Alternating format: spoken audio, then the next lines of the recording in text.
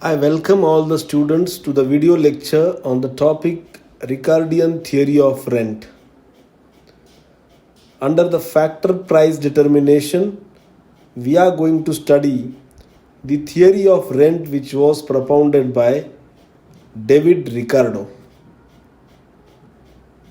The rent, initially we are going to discuss about the concept of rent, and after understanding the concept of rent we will discuss about the theory of rent which was propounded by David Ricardo. So let us understand what is the concept of rent. As we know, there are four factors of production. The factors of production, first is land, second is labor, third is capital, and fourth is entrepreneur. These four factors of production get the remuneration in various forms. The labor get the remuneration in the form of wages, capitalist will get in the form of interest, entrepreneur will get in the form of profit, and in the same way the land, the owner of the land, for the utilization of the land, the owner of the land or the landowner will get the remuneration, and that remuneration is known as rent. In other words, in simple words, we can say the owner of the land gets the remuneration for the utilization of land is known as rent. So the land, it do possess the indestructible power. Indestructible power, and land is original in nature and it is one of resources. And these natural resources possess the power of productivity, inbuilt power of productivity in itself. And due to this productivity, the owner of the land will earn the income, and that income is known as rent. आपण ही संकल्पना मराठीत समजावून घेण्याचा प्रयत्न करूया.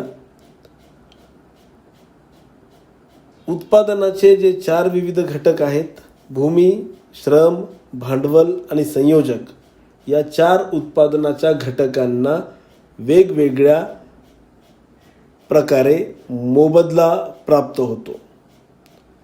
श्रमिकाला जो मोबदला मिळतो त्या मोबदल्यास आपण मजुरी म्हणतो.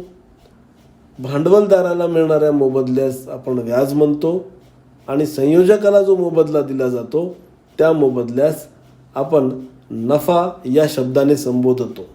तशाच प्रकारे जमिनीला, म्हणजे जमिनीत असणाऱ्या उपजत व अविनाशी गुणाबद्दल जमीन मालकाला जो मोबदला दिला जातो त्या मोबदल्याला खंड असे म्हणतात. जमीन ही नैसर्गिक साधन संपत्ती आहे.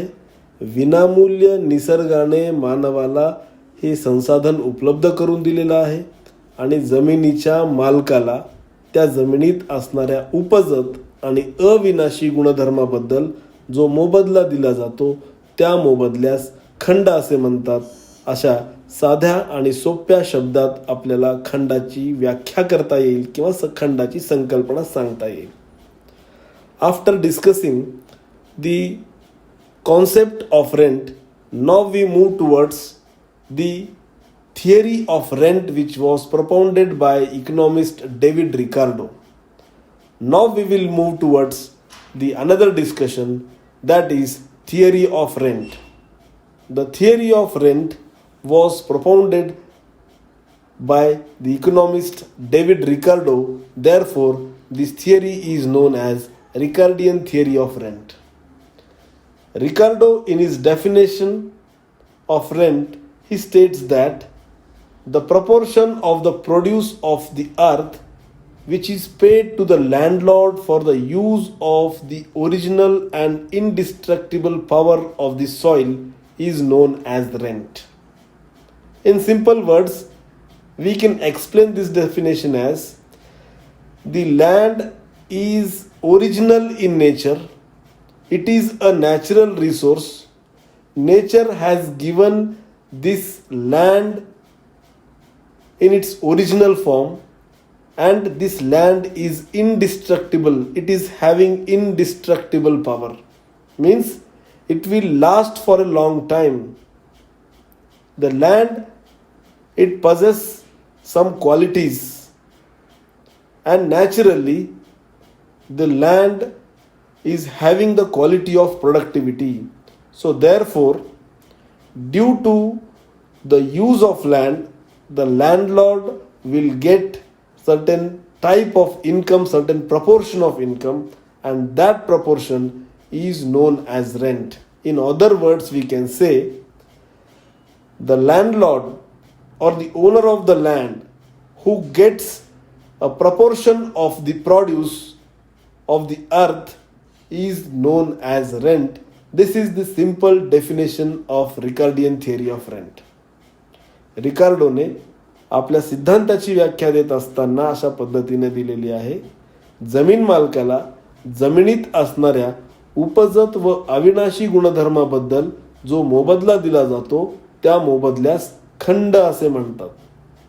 जमिनीमध्ये उपजत हे गुणधर्म आहे. निसर्गाने जमीन ही विनामोबदला उपलब्ध करून दिलेली आहे. जमिनीमध्ये पेरल्यानंतर उगवणार हे गुणधर्म जमिनीमध्ये आहे आणि जमीन ही अविनाशी आहे, म्हणजे कधीच या जमिनीचा नाश होऊ शकत नाही. अशा प्रकारची ही नैसर्गिक साधन संपत्ती आहे आणि या नैसर्गिक संसाधनाच्या वापराबद्दल त्या जमिनीच्या मालकाला जो मोबदला दिला जातो त्याला खंड असे म्हणतात. हे खंडाची साधी आणि सोपी व्याख्या रिकार्डोने या ठिकाणी दिलेली आहे. आता रिकार्डोची खंडविषयक व्याख्या पाहिल्यानंतर आपण या सिद्धांताची काही गृहीते अभ्यासणार आहोत. Now we will move towards the discussion on the assumptions of Ricardian theory. The very first assumption of the Ricardian theory of rent is about the perfect competition. According to Ricardo, and Ricardo assumes that in the market there is a perfect competition. There exists a perfect competition. The second assumption is that the land is having differences in the fertility. Means the fertility of land is different at different places.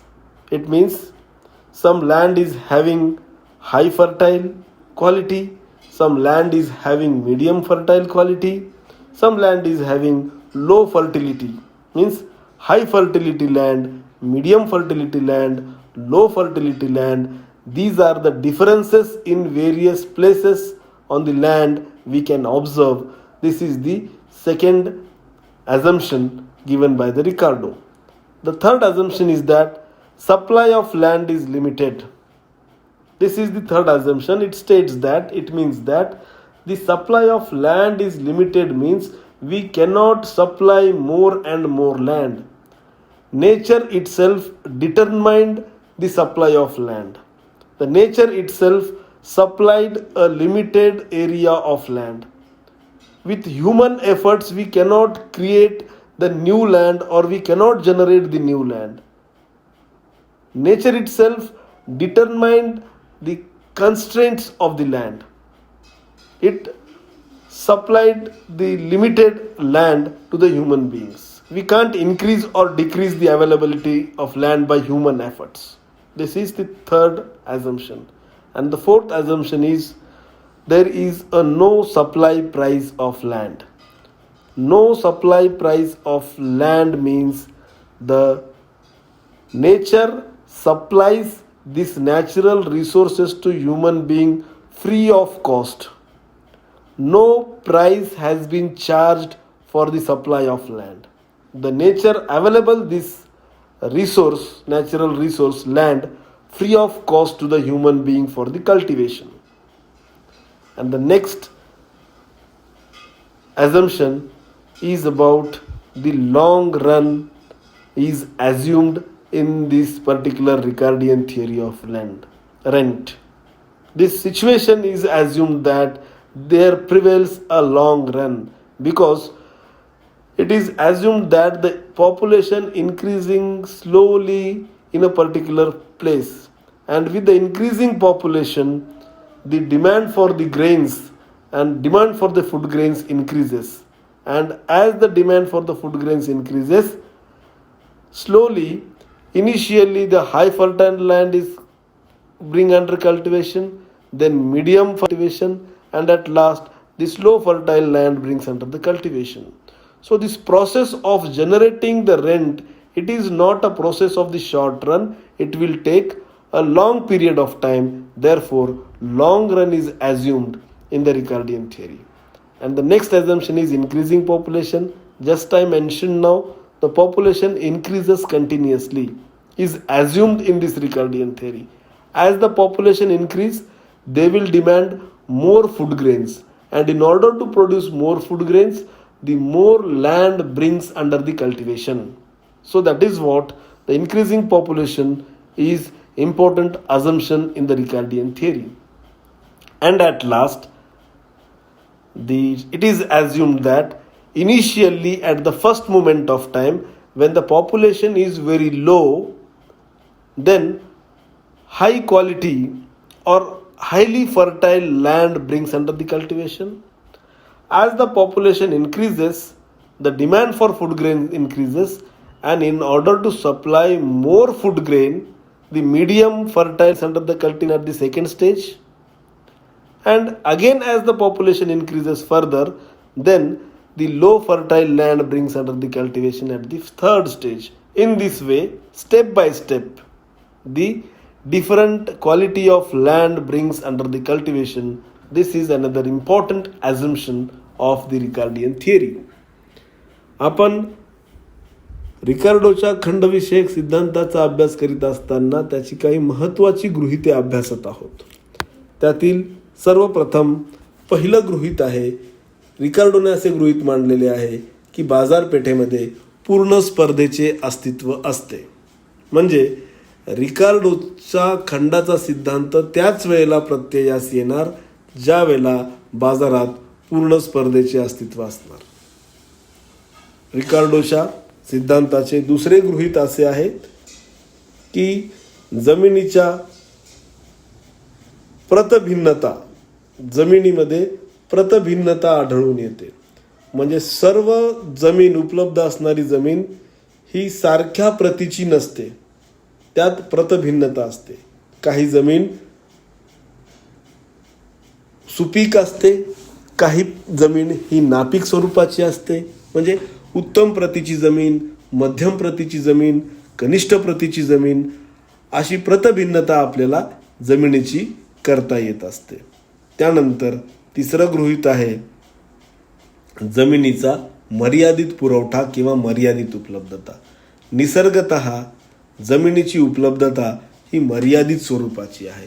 निसर्गतः जमिनीचा पुरवठा हा वाढवता येत नाही, म्हणून त्याची उपलब्धता किंवा त्याचा पुरवठा मर्यादित आहे असे आपण म्हणत असतो. मर्यादित पुरवठा याचा अर्थ मानवी प्रयत्नाने जादाची जमीन तयार करता येत नाही किंवा अस्तित्वात असणारी जमीन नष्ट करता येत नाही, म्हणून जमिनीचा पुरवठा हा मर्यादित स्वरूपाचा आहे. हे तिसरं गृहीत आहे. त्यानंतरचं चौथं गृहीत आहे की जमिनीला नो सप्लाय प्राइस, जमिनीचा पुरवठा किंमत हा शून्य असतं. पुरवठा किंमत शून्य असतं म्हणजे जमीन उपलब्ध करून देण्यासाठी निसर्गाने कुठलीही किंमत आपल्याकडून घेतलेली नाही. विनामूल्य, विनामोबदला ही जमीन आपल्याला निसर्गाने उपलब्ध करून दिलेली आहे. त्यासाठी कुठल्याही प्रकारची किंमत मानवाने मोजलेली नाही, म्हणून जमिनीचा पुरवठा किंमत हे शून्य असतं. म्हणून उत्पादन खर्च, जमिनीवरती जे आपण इतर घटक वापरणार त्यांच्याच वरती आपण खर्च करीत असतो. त्यानंतरचा पाचवा गृहीत आहे लॉंग रन म्हणजे दीर्घकालीन अस्तित्व. हे सिद्धांत दीर्घकाळासाठी गृहीत धरलेला आहे, अल्पकाळासाठी हे सिद्धांत गृहीत धरलेलं नाही. याचा अर्थ जसजशी लोकसंख्या वाढत असते तसतसे अन्नधान्यांची मागणी ही वाढत असते. लोकसंख्या वाढण्यासाठी एक ठराविक काळ या ठिकाणी गृहीत धरण्यात आलेला आहे आणि म्हणून दीर्घकाळाचं अस्तित्व या सिद्धांतामध्ये गृहीत धरणे अत्यंत आवश्यक आहे. त्यानंतर रिकार्डोचे 6वं गृहीत आहे वाढती लोकसंख्या.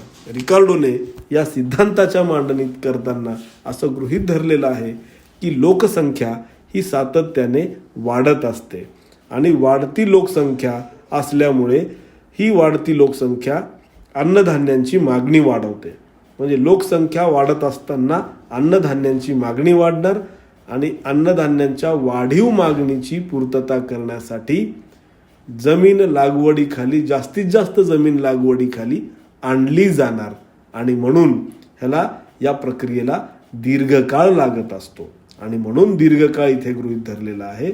लोकसंख्या वाढली की अन्नधान्यांची मागणी वाढते आणि वाढलेल्या अन्नधान्यांच्या मागणीच्या पूर्ततेसाठी उत्पादन वाढवावं लागतो आणि अन्नधान्यांचं उत्पादन वाढवण्यासाठी जास्तीत जास्त जमीन लागवडीखाली टप्प्याटप्प्याने आणली जात असते, असे या गृहीताचे अर्थ आहे.